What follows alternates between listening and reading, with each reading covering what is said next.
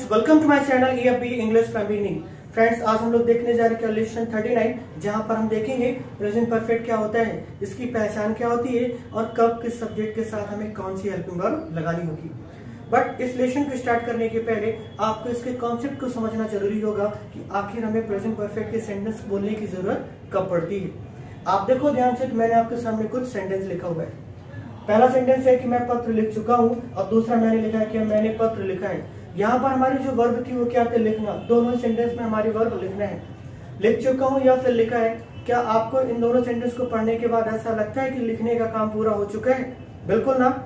तो लिखने का काम अगर पूरा हो चुका है, कहने का मतलब ये था कि अगर कोई भी काम पूरा हो चुका है और उसका असर हम पर अभी भी है, तो वो सारे सेंटेंस हमारे कहाँ से बनने वाले हैं? परफेक्ट से, यानी प्रेजेंट परफेक्ट से ही बनाए जाएंगे। बहुत सीधी सी बात है कि कोई भी काम जो पूरा हो चुका है और उसका असर हम पर अभी भी है, वो सारे सेंटेंस हमारे प्रेजेंट परफेक्ट से बनेंगे। अब हमारा जो पास्ट इंडेफिनिट होता है और जो प्रेजेंट परफेक्ट होता है, ये कभी कभी हमें कंफ्यूज करता है, तो उसको ध्यान से समझने की कोशिश कीजिएगा। अगर मैंने आपसे कहा पिछले महीने मैंने पापा से कुछ पैसे मांगे और पापा ने मुझे डांटा, तो पापा ने मुझे कब डांटा था? पिछले महीने। और उसका असर, यानी उनके डांटने का असर अब मुझ पर नहीं रहा।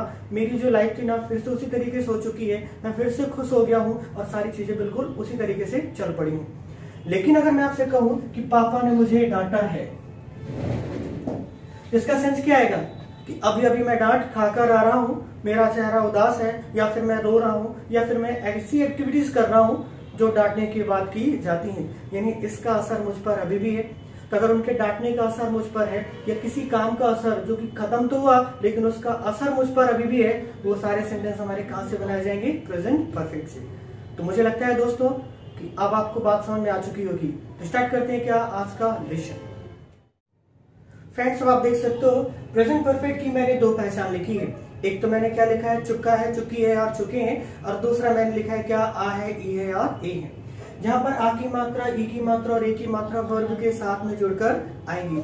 अगर बात हेल्पिंग वर्ब्स की जाए तो प्रेजेंट परफेक्ट की दो हेल्पिंग वर्ब होती है, हैज और हैव, जिसको सब्जेक्ट के अकॉर्डिंग यूज किया जाएगा। अगर हमारा सब्जेक्ट ही, सी, इट और किसी का नाम इनमें से कोई एक होगा तो हमें क्या रखना होगा, हैज, और आई, वी, यू, दे, नेम्स इनमें से कोई भी एक सब्जेक्ट हो जाएगा तो इन सब के साथ हमें क्या लगाना होगा, हैव। अब बात करते हैं क्या स्ट्रक्चर की। तो आप देख सकते हो प्रीवियस लेसन की तरह मैंने फिर से पूरे के पूरे 6 स्ट्रक्चर लिखे हैं। आपको सेंटेंस को पढ़ना है आराम से और उसको पहचानना है कि इस सेंटेंस को बनाने के लिए हमें स्ट्रक्चर नंबर कौन सा यूज करना है। तो जो स्ट्रक्चर यूज किया जाएगा उसको यूज करके आप सेंटेंस को बना लीजिए। अब फ्रेंड्स, बात करते हैं क्या एक एग्जाम्पल की। तो आपके सामने एक एग्जाम्पल मैंने लिखा है कि पापा ने उसे डांटा है। अब पापा ने उसे डांटा है तो डांटने का काम तो पूरा हो चुका ना, और ये सेंटेंस हमारा कहाँ का हो गया, प्रेजेंट परफेक्ट का हो गया। आप ध्यान से देखो तो वर्ब क्या थी हमारी, डांटना, और उसके साथ ही आ की मात्रा जुड़कर आई हुई है कि पापा ने उसे डांटा है। अब इस सेंटेंस को बनाने के लिए हमें स्ट्रक्चर नंबर फर्स्ट वन को यूज करना होगा, यानी सबसे पहले में क्या रखना है, सब्जेक्ट, जो कि यहाँ पर कौन है, पापा। अब इस पापा को आप पापा ही लिख सकते हो, डैड भी लिख सकते हो, और आपकी मर्जी हो तो आप फादर भी लिख सकते हो। तो फिलहाल यहाँ पर हमने सब्जेक्ट को रखना था जो कि हमारा क्या था, पापा, तो हमने पापा को ऐड कर दिया। और जो पापा है ना, वो किस में आएंगे, नाम में आएंगे, यानी नेम के साथ। और नेम के साथ हमें क्या लगाना होगा, हैज।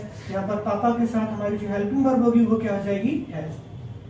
अब हमें रखनी क्या, वर्ब की थर्ड फॉर्म। वर्ब क्या थी, डांटना, और डांटना को अंग्रेजी में क्या बोलते हैं, स्कॉल्ड, SCOLD। लेकिन हमें वर्ब की फर्स्ट फॉर्म नहीं, हमें वर्ब की थर्ड फॉर्म रखनी है। तो हमारा सेंटेंस बनेगा कुछ इस प्रकार से कि पापा है स्कॉल्डेड, और उसे के लिए क्या रखेंगे हम लोग यहाँ पर, हिम।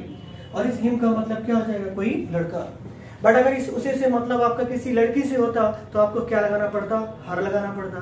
तो फिलहाल जेंडर क्लियर ना होने पर हमारी ग्रामर कहती है कि हम मेल की ही बात करते हैं। तो हमारा सेंटेंस कंप्लीट हो गया कि पापा हैज स्कॉल्डेड हिम, पापा ने उसे डांटा है। I have gone to market, मैं बाजार गया हूँ। शी हैज कुक्ड फूड, वह भोजन बना चुकी है। पापा हैज बिटन मी, पापा ने मुझे पीटा है। Mummy has punished me, mummy ने मुझे सजा दी है।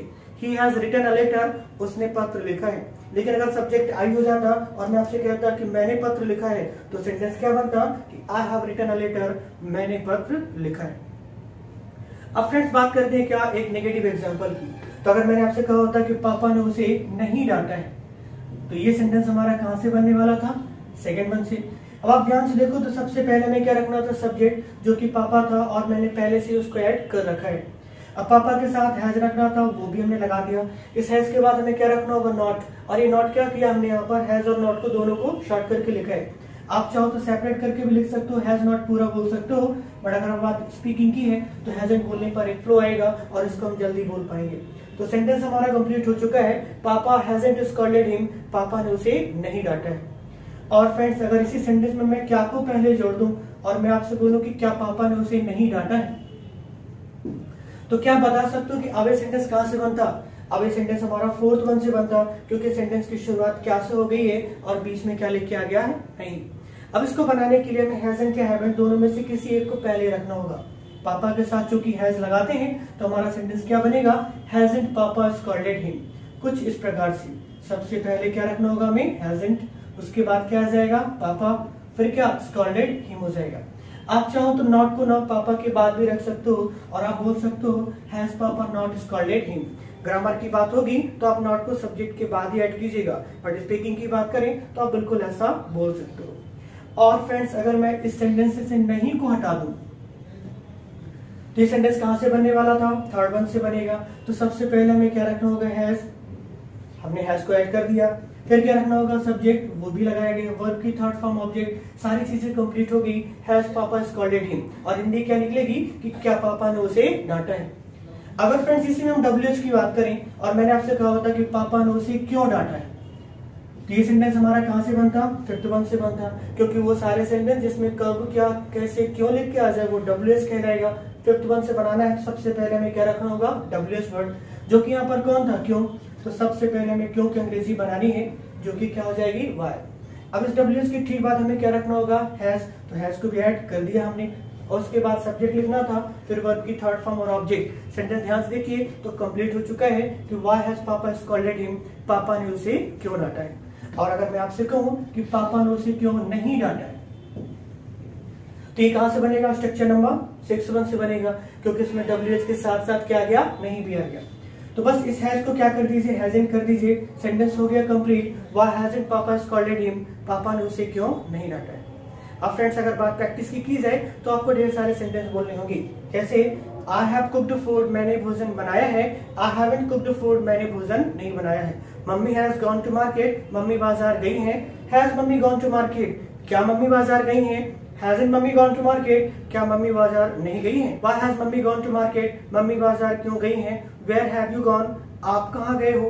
व्हेन हैव यू कम, आप कब आए हो। हैव यू टेकन टी, क्या आपने चाय पी ली है। I have repaired your mobile, मैंने आपका मोबाइल सुधार दिया है। तो फ्रेंड्स, ढेर सारे सेंटेंस बोलिए ताकि इस लेसन की अच्छी तरीके से प्रैक्टिस हो जाए और बोलते समय आपको सोचना ना पड़े कि हैज लगाए या हैव, और वर्ब की थर्ड फॉर्म अपने आप निकल जाए। इसके लिए बहुत जरूरी होगा कि आप इसमें ढेर सारे सेंटेंस पहले से ही बोल के रखें। मिलते हैं फिर आपसे अगली वीडियो में। See you next video, till then, bye bye.